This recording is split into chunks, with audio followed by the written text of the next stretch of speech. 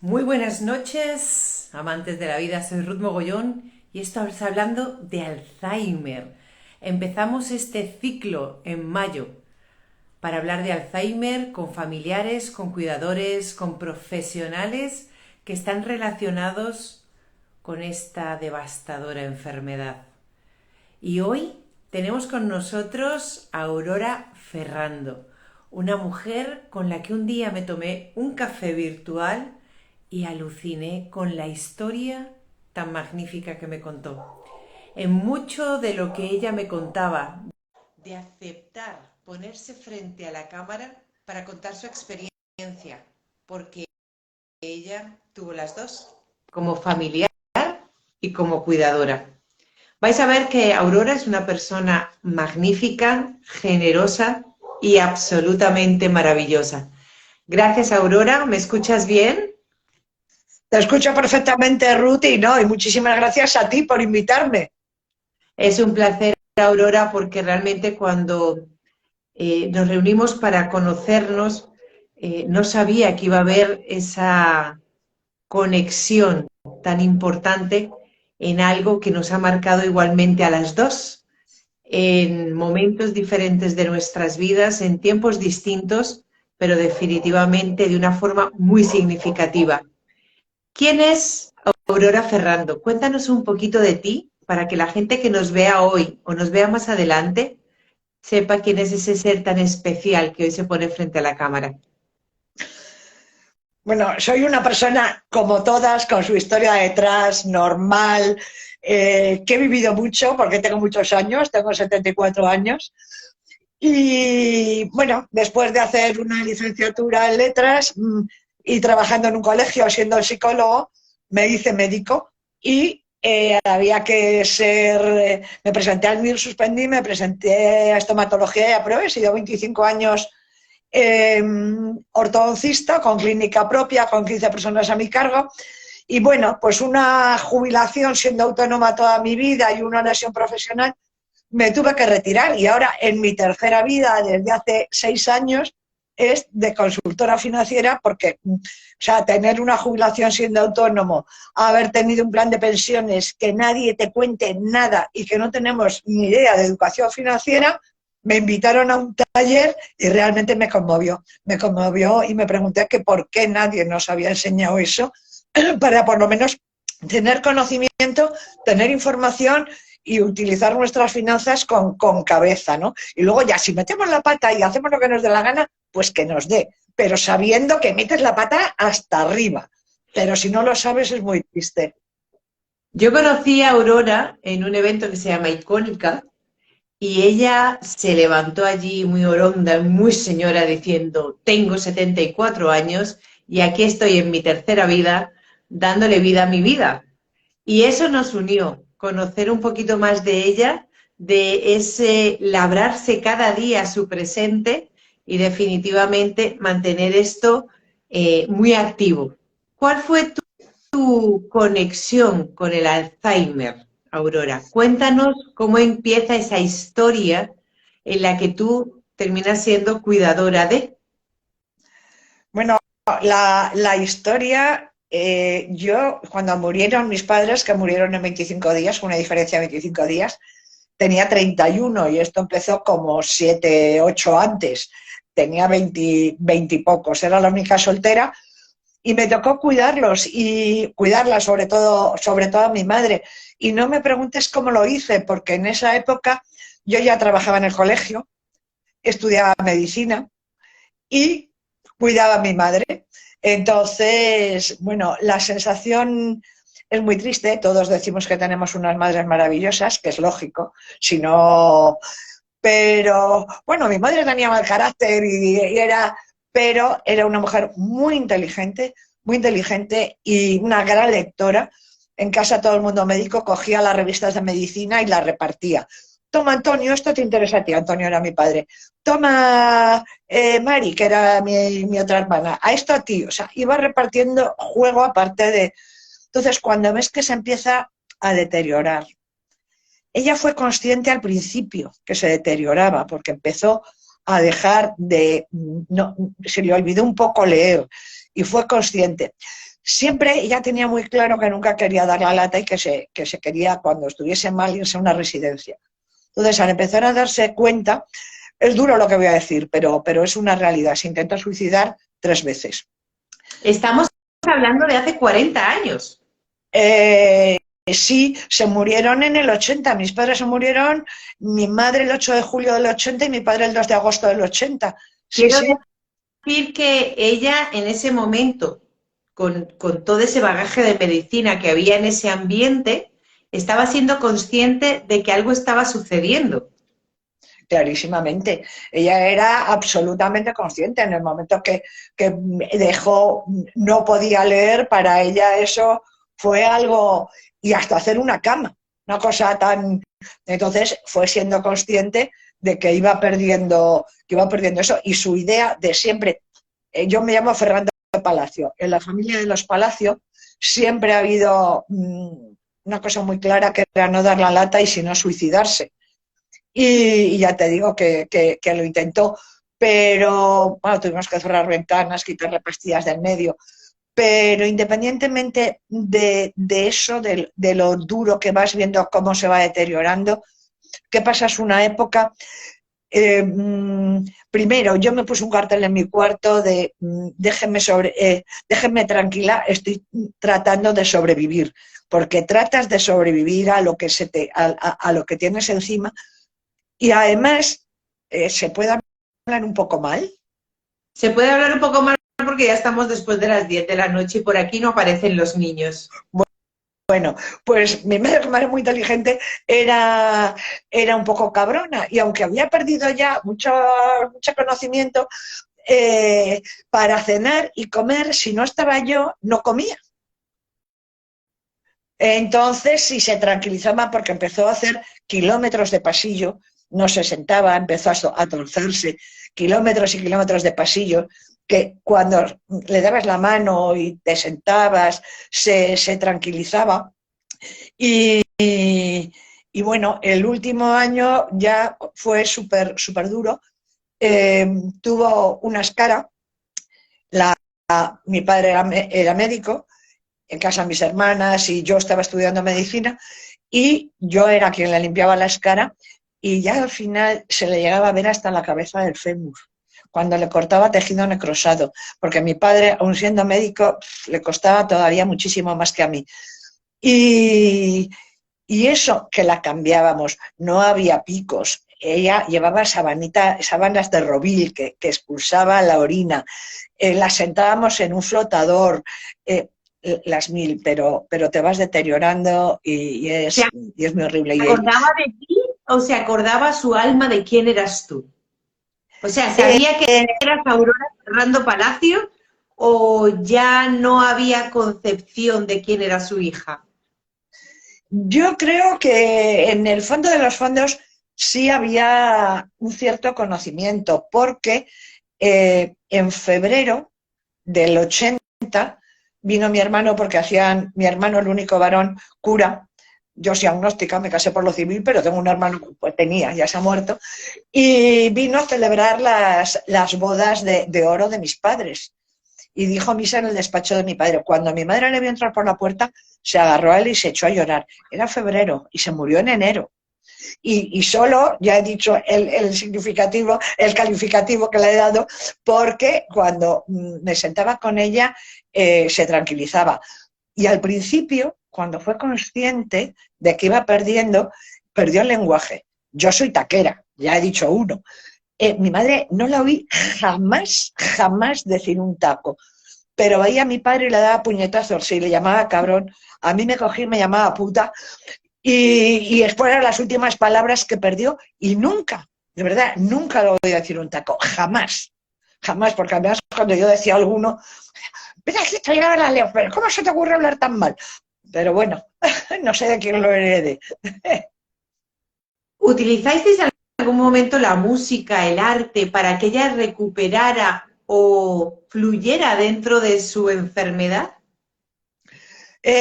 Música, sí, arte, era absolutamente miope, de toda la vida, y tú la veías en la mesa y muchas veces es que no miraba, cogía las cosas al tacto. Entonces ya tampoco las gafas las utilizaba. Para ella lo que era su evasión era la lectura y el teatro, pero sin Y sí, música sí que... es que hemos visto que la música es como que a las personas que tienen Alzheimer, que vuelven a su esencia totalmente. Por eso posiblemente el tema de los tacos, porque ya no hay ningún tipo de limitación, no hay nada que les impida hacer lo que viene en gana. La música les trae cierta paz, cierta tranquilidad, recuerdos. Y por eso te preguntaba si tu madre había tenido esa conexión musical al final de sus días. No, poníamos música porque se oye música en casa, pero no especialmente. Especialmente se tranquilizaba cuando yo estaba en casa y le daba la mano, y tampoco es que estuviese, porque sí había una persona en casa interna y también le daba de comer, pero sobre todo era cuando yo estaba en casa, que ya te digo, trabajaba en el colegio, eh, era directora, ya al final de su vida me nombraron directora y, y era duro también estudiar. Yo, cuando ya me nombraron directora y mamá estaba mala, cuando se quedaba tranquila en la cama, yo me iba 3 noches en semana, de 10 de la noche a 6 de la mañana, al hospital a urgencias para ver enfermos, y después a las 6 venía a casa, dormía hasta las 8 y luego me iba a trabajar al colegio. Y luego sí, estaba en casa porque estaba estudiando cuando acababa el colegio. Y te he dicho lo de la escara, pero se unió también el último año con una sonda nasogástrica, porque yo tampoco tragaba. Eh, estás comentándolo de una forma muy rápida porque para ti es como muy natural dentro de vuestro ámbito de la medicina, pero realmente en ese deterioro que tuvo tu madre, ¿sientes que hubo algo positivo? Es por no decir que si hubo algo negativo, que me imagino que me puedes hacer una lista, pero ¿hubo más unión en la familia? ¿Notaste que eso también distanciaba a la familia? Quiero saber cómo afectó esta situación de una persona a todo el núcleo familiar. No, la verdad que no nos distanció para nada. Es decir, de alguna forma nos unió. O sea, yo sí además sentía casi más por mi padre, porque se había jubilado hacía poco. Entonces se quedó sin su mujer, sin su pareja, que salían todos los días a tomar un café, salían. Y nosotras no tuvimos tiempo o no supimos hacerle caso más a él porque nos volcamos en nuestra madre. Mis dos hermanas, la que una me lleva 7 años y medio mayor que yo y la otra 17, que ya también está muerta, tenían hijos. La que va delante de mí tenía hijos pequeños y la otra, la más mayor, era médico de un colegio que había al lado de casa y subía todas las tardes un rato. Y la de los hijos pequeños, pues algún fin de semana su marido se quedaba con los hijos y ella venía. Luego no hubo ningún distanciamiento para nada, para nada, para nada. Lo que sí, y no sé si hablo desde un punto de vista egoísta, a mí me sirvió para mucho. ¿Por qué? Porque he sido la pequeña con mucha diferencia. Entonces era el último mono de la casa y de pronto me encontré que todo el mundo delegaba en mí. Me hice mayor de golpe, tomé decisiones y bueno, me sirvió para madurar mucho. Y una cosa que has dicho que es real, en un medio, en casa, que éramos todos médicos, bueno, yo en ese momento estudiando medicina, eh, la, la enfermedad, o por lo menos para mí, es vida. Es decir, tú cuando naces con la pena de muerte firmada. No sabes cuándo te vas a morir, pero naces con la pena de muerte firmada. Lo que no hicimos fue llevarla a una residencia.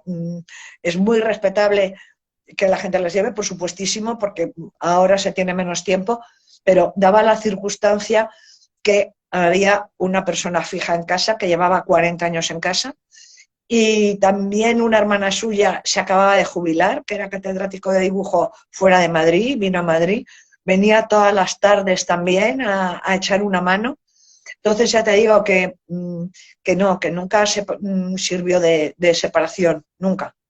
Pero como tú bien dices, de alguna manera delegaron mucho en ti. ¿Hubo una planificación anticipada de toda esa asistencia a la mamá o se fueron dando las situaciones a medida que el deterioro iba avanzando? ¿En algún momento os sentasteis los hermanos a decir, bueno, a la mamá le está pasando esto, vamos a ponernos de acuerdo, quién la ve por la mañana, quién la ve por la tarde, quién viene el fin de semana? ¿O fuisteis fluyendo con lo que iba sucediendo? Porque Fuimos estamos fluyendo hablando de médicos, por lo tanto sabíais o reconocíais perfectamente. literalmente lo que estaba sucediendo. Perfectamente. Eh, por ejemplo, mi hermano, que vivía en Chile y estaba en Chile, muchas veces decía a la gente, pues tu hermano, pues, ¿por qué no viene a España y se dedica y tal, que no tiene hijos y no está casado? Y yo siempre pensaba lo mismo, mi hermano ha decidido una vida y la ha decidido en Chile.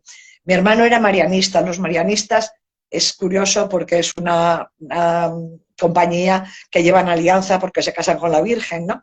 Y yo siempre que he sido un poco, me he reído un poco de todo, ¿qué le vamos a hacer? Hasta mi hermana decía, si hago ejercicios espirituales contigo, y yo decía, Dios mío, si yo soy una agnóstica. Entonces yo decía, pero si se ha casado con la Virgen, pues es que no puede venir, ¿no? Está en Chile. Entonces, y la que estaba, la hermana delante de mí, pues ya te digo que tenía hijos pequeños, además los dos últimos no se llevan, no son gemelos, y bueno, se llevan 11 meses. Con lo cual, trabajando, una genetista, la otra venía los fines de semana para que yo saliese, mi tía venía por las tardes y mi hermana la mayor, cuando acababa de hacer la revisión de los niños del colegio, también subía otro rato. O sea que fue, o sea que me tocó porque era la situación, la circunstancia, el momento, y estaba soltera y estaba en casa. Y no tengo ninguna, mis hermanos, qué mal, para nada, para nada, para nada, para nada. Es decir, cada uno echó la mano como pudo. Es interesante que tú al principio has comentado que dentro de la familia de los Palacios todos tenían la idea de no ser la molestia y en caso de serlo tratar de suicidarse, cosa que tu madre hizo 3 veces. Pero vosotros tomasteis la decisión de no llevarla a una residencia. ¿Hubo algo en vosotros que os hiciera resistir a la residencia, además de tener esa persona que ya estaba con vosotros 40 años? ¿Qué había en las residencias que no os parecía que fuese adecuado para vuestra madre? No, no es que no nos pareciese adecuado, porque además ella siempre decía a esta persona que estaba en casa, que se llama Segunda, le decía, Segunda, cuando usted y yo nos hagamos mayores, nos iremos a la residencia juntas. O sea, ella, que a la gente le asusta la residencia, yo siempre he oído lo de la residencia. Cuando sea mayor me iré a una residencia porque no quiero dar la lata. Siempre. Pero, o sea, mi padre se acaba de jubilar, mi padre yo creo, fíjate, nunca lo he hablado, ni lo he pensado, me lo estás haciendo reflexionar ahora. Eh, yo creo que mi padre no lo hubiera aceptado, se hubiera muerto antes, yo creo, porque murió mi madre Bueno, y tampoco se llevaron mucha diferencia. no, le dijimos porque estaba ya ingresado y bueno, le habían quitado 1,5 metros de intestino, había tenido una obstrucción de la arteria mesentérica y estaba recuperándose bien, pero tampoco sabemos mentir. Y estaba en el hospital y le dijimos que mamá había muerto y duró 25 días. Ya no ¿Cómo siguió se mejorando. lleva, cómo se lleva a despedirse de papá y mamá en ese espacio de tiempo, Aurora? Eh, pues mira, con mi madre te duele, te duele, lloras, sigo diciendo burradas, es algo que en el fondo estás deseando por ella y por la familia, que se muera, porque es algo, pero Segundo, cuando... Aurora, porque acabas de decir algo que a mucha gente le sorprende que lo digamos con esa naturaleza, es que estás deseándolo. ¿Qué te lleva, aunque nos separemos un momento de la pregunta de la despedida a papá y mamá en tan pequeño, tan corto espacio de tiempo? eh, Creo que es algo natural cuando ves ese deterioro, el tener esa sensación. ¿Hubo algún punto de gatillo donde tú dijeses, por favor, que ya llegue ese fin porque ella ya no es ella? Hacía ya por lo menos un año con sonda nasogástrica, con sonda vesical, porque también llevaba sonda vesical, con la escara, con que la veías, o sea, no reconocía, pero notaba su tristeza, ¿no? Era algo que estaba ahí. Entonces, bueno, pues es duro, pero, pero piensas que ella lo hubiera querido, porque ella había intentado suicidarse 3 veces, es decir, para ella hubiera sido estoy convencida, su tranquilidad al morir, y por ella más que por los demás, ¿no? Porque ya entras en una dinámica que al principio, eso, déjenme tranquila que estoy tratando de sobrevivir, pero al final sobrevives con eso, bueno, y que no nos echen encima todo lo que podemos aguantar. Aguantar. Definitivamente yo creo que la enfermedad de Alzheimer es una de esas enfermedades, como otras tantas, que realmente te ponen a prueba frente a la vida, porque a medida que ella se iba deteriorando, ¿cómo estaba vuestro estado de ánimo? ¿Os fortalecisteis o también de vez en cuando sentíais esa presión del estado de salud de mamá en el día a día? Hombre, la presión la sentías en el sentido que yo en el fondo, aunque he trabajado muchísimo, mi concepción es que me lo he pasado muy bien siempre. En el momento que me aburro, me doy la vuelta. Entonces, la presión de tenerla que cuidar, bueno, no podía hacer determinadas cosas, y la hora de la cena, si no, no cenaba, antes de la sonda nasogástrica, se quedaba más tranquila si yo estaba, pero fíjate, otra cosa muy curiosa. Eh, Ahora que soy mayor ya no me lo planteo, si lo he conseguido bien y si no, no. Pero cuando era joven siempre me he planteado el ser persona, pero ser persona con mayúsculas. No ser, sino ser persona, y ser persona es solidaridad. Yo me acuerdo, me estás haciendo recordar muchas cosas, Ruth. Eso tienen estas entrevistas que son del corazón. Claro, yo me acuerdo que una compañera mía de colegio, que daba clases de biología, me decía, muy tan respetable, muy católica, muy apostólica, mi hermano ya te digo que también era cura, y me decía, no entiendo cómo lo haces sin ofrecérselo a Dios.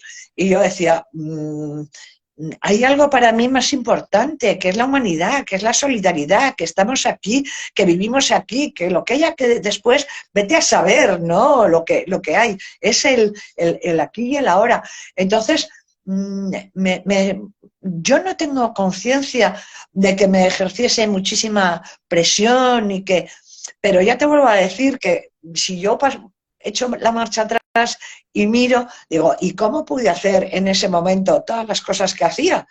Es decir, cambiar de letras latinas, griegos y árabes a física, orbitales, derivadas, fisiología, y lo hice, y no repetí, tripití sexto, porque ya era directora del colegio, porque los padres murieron en 25 días, pero nunca me he sentido presionada, es decir, me he sentido libre de hacer lo que en cada momento he creído que tenía que hacer. Y yo creo que tu madre lo sintió así, porque yo lo que conozco de Aurora es una persona pragmática, práctica con la vida. No sé si te sientes así, pero es lo que yo puedo interpretar de las veces en que hemos estado en contacto, y seguramente en esos momentos complicados, difíciles e incluso tristes, también sacaste a relucir ese halo tuyo, esa templanza que demuestras en este momento.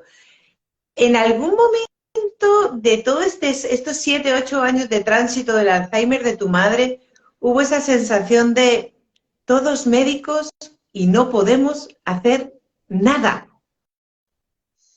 Ya lo sabes, vuelvo a lo que te he dicho antes. Al ser médicos, sabes que la muerte está ahí. Lo que puedes hacer es facilitarla de la manera, no sé, que el enfermo se sienta bien, que, y es lo que te toca, y es lo que hay. A lo mejor, como dices, sí, mucha gente me ha dicho que soy muy pragmática, y lo soy. A mí no me sirve quedarme llorando en un sillón. Me decías cómo viví su muerte. Hombre, por supuesto que lloras, es tu madre, lo estás deseando, o sea, es duro, pero lo estás deseando, pero no te queda complejo de culpa para nada, pero y lloras, porque lo sientes, porque es tu madre. Pero, por ejemplo, cuando se murió mi hermana la mayor, que se murió en el 2000, y fue un infarto, yo creo que no lloró tanto porque era algo no esperado. No era crónica de una muerte anunciada. Lo de mi madre era crónica de una muerte anunciada. Lo de mi padre fue mucho más rápido porque se puso mal un 28 de mayo y el 2 de agosto moría, ingresado. Entonces sí fue quizá más traumático, ¿no? Y de pronto, bueno, te encuentras 31 años,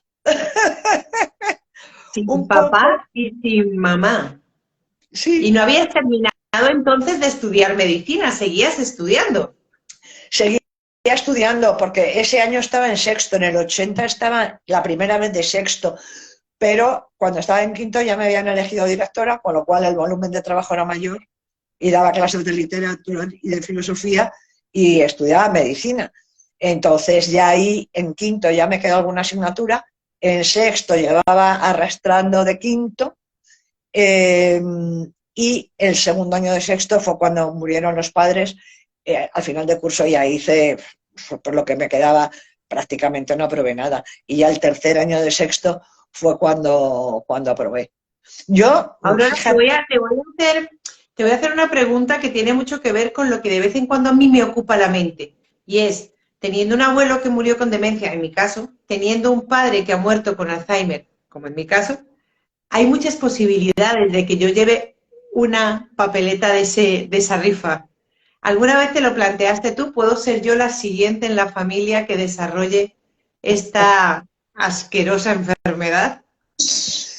nos lo hemos planteado las tres muchísimas veces. Además, mi hermana, la que va delante de mí, es genetista, bueno, ya ¡Wow! jubilada. Y, y el neurólogo que llevaba a mi madre, muy amigo mío, ¿no? Y cuando salió el diagnóstico del Alzheimer, le dije, oye, José, y tal, hazme las pruebas y voy a tener Alzheimer. Y me dijo, es que ni te lo hago, porque puede dar que lo vas a tener, pero igual lo tienes a los 80 y tantos años y te mueres antes de un infarto. ¿Para qué te vas a amargar más la vida? Bueno, pues mira, mi hermana la mayor se murió de un infarto en el 2000 y ahora cumpliría en julio 91 años, o sea que hace 20 tenía 60 y tantos y no tiene Alzheimer. Y la que va delante de mí ahora el 12 de mayo cumple 82, cumple 82 y está como una rosa mañanera, vamos, sin ningún problema. Sigue leyendo, sigue no sé qué, sigue haciendo de todo, tiene 10 nietos y de vez en cuando dice, ¿sabes una? A mí en casa me llama Marora, porque Aurora era mi madre, yo soy María Aurora y me llama Marora. Dice, ¿sabes una cosa, Marora? Digo, no sé, que me empiezo a cansar. Digo, pero tía, ¿cómo no te vas a cansar? 4 hijos y 10 nietos cuando van a tu casa a comer. O sea, debemos de tener...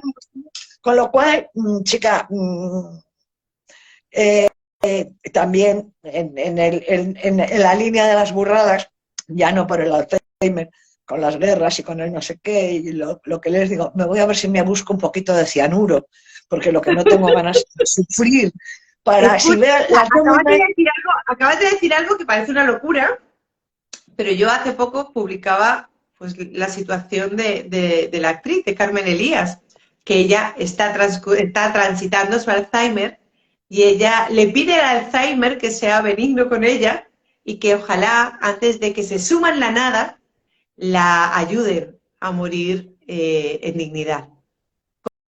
¿Contemplas o puedes haber pensado que tu madre, con su conocimiento médico, si hubiese sido legal en ese momento la eutanasia, tu madre hubiera utilizado esa ayuda para morir? Sí, seguro, seguro. Qué duro, ¿no? Pensar que hace 40 años una persona con esa sabiduría científica tratase de suicidarse en 3 oportunidades porque esa herramienta no era legal. No, claro.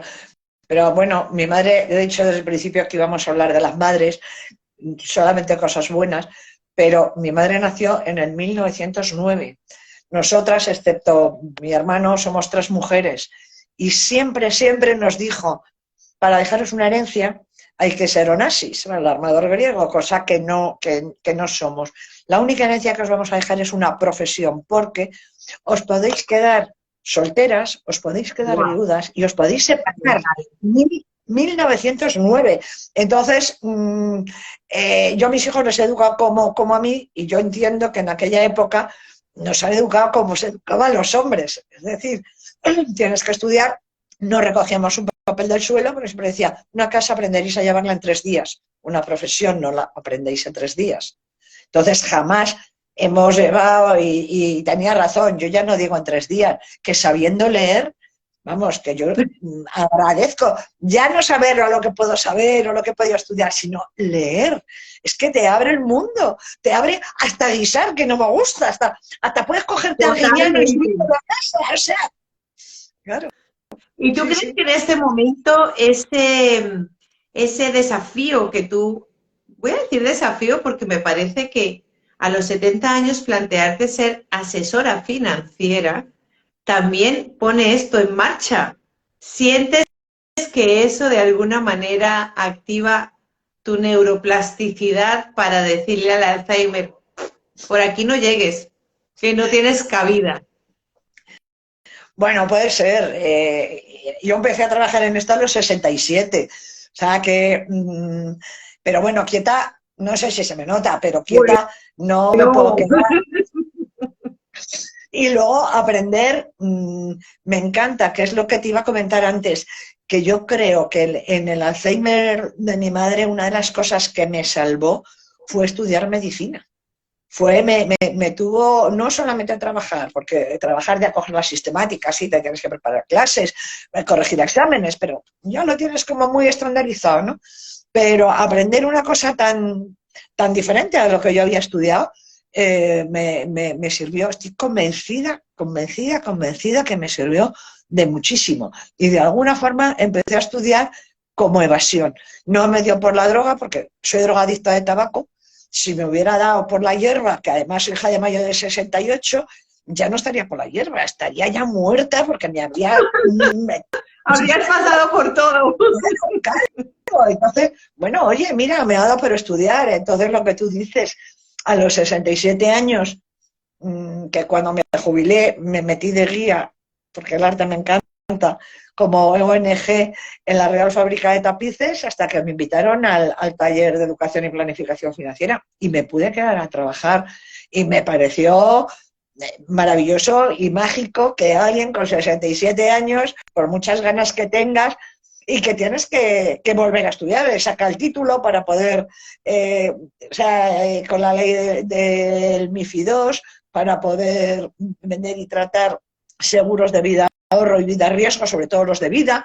Bueno, pues ahí estamos. Es fantástico porque eres licenciada en letras, licenciada en medicina, tuviste tu clínica, has estado, o sea, es que es una vida de actividad abundante y hoy estudias para poder ofrecer seguros de vida riesgo, seguros de ahorro. Eres una mujer maravillosa. No, no, la gente ahora, yo me reía hace poco, justo en lo de Cónica, que mucha gente tal, eres una mujer inspiradora y tal, y le comentaba a una compañera, digo, chica, a los 30 años nadie me decía esto. Digo, con lo cual no es una cuestión de que yo lo sea, es una cuestión de DNI que te dice todo lo que has vivido y qué he vivido, qué he aprovechado la vida. Con lo cual, Justo porque fíjate que hoy en la meditación que yo guiaba esta mañana hablábamos de apreciar la edad, apreciar el tiempo.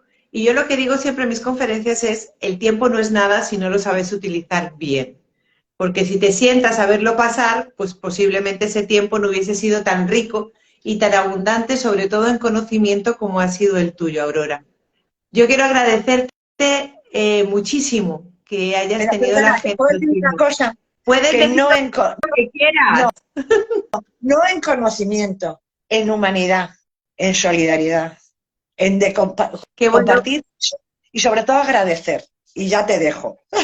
No, no, es muy bueno que lo digas, es muy bueno que lo digas porque realmente no hay conocimiento que sirva para nada si ese conocimiento no lo recibe una buena persona que esté dispuesta a compartirlo, como lo estás haciendo tú hoy con el tema del Alzheimer, con el tema de las finanzas, que en ese caso haremos un nuevo live ya desde NutriSeres para que Aurora os cuente todo lo que lleva hoy entre manos y que si vosotros veis que ella puede ser vuestra asesora financiera, una persona con templanza, pragmática, donde las haya, que os puede dar la mano para organizar vuestras finanzas, nuestras finanzas y que haya un ahorro consciente. Y como dice ella, después haz lo que quieras, pero sabiendo lo que estás haciendo.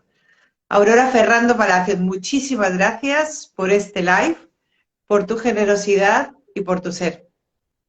No, muchísimas gracias a ti por invitarme, Ruth Mogollón, por estar aquí y por haberme hecho recordar cosas que en el fondo las tienes olvidadas y ser un rato tan, tan agradable y como tan de confianza y tan sin caretas. O sea que súper agradecida a ti.